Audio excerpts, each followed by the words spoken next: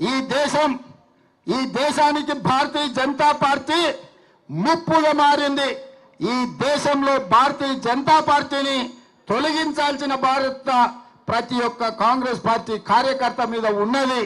అదే విధంగా ఇవాళ అతనికంటే గనుడు ఆచంట మల్లన్న అని నిన్న మొన్న బీఆర్ఎస్ నాయకులు ఈరోజు మాట్లాడుతున్నారు.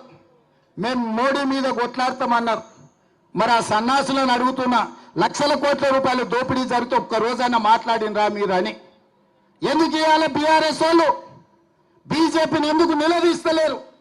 సెబీలో జరిగిన కుంభకోణం, సెబీకి సంబంధించిన జేపీసీ విషయంలో బీఆర్ఎస్ విధానం ఏందో తెలంగాణ ప్రజలకు చెప్పాలి. మీరు బీజేపీలో విలీనమవుతున్నారంటే కాదు మేము చర్చలలోనే ఉన్నామంటారు. మీరు విలీనమవుతారో మీరు మలీనమవుతారో మాకు సంబంధం లేదు.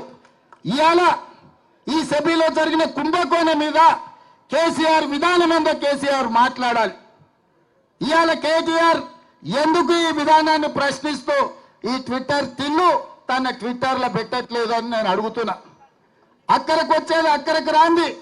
ప్రతి చిల్లర మల్లర విషయంలో స్పందించే కేటీఆర్ ట్విట్టర్లో ఎందుకు ఈరోజు ఈ దోపిడీని, ఈరోజు అదానికి అధ్వానంగా ఈ దేశాన్ని దోషపెడుతుంటే ఎందుకు ట్విట్టర్ తిల్లు ఈరోజు మాట్లాడతలేరని నేను అడుగుతున్నా. టీఆర్ఎస్ వాళ్ళకి పట్టిలేదా?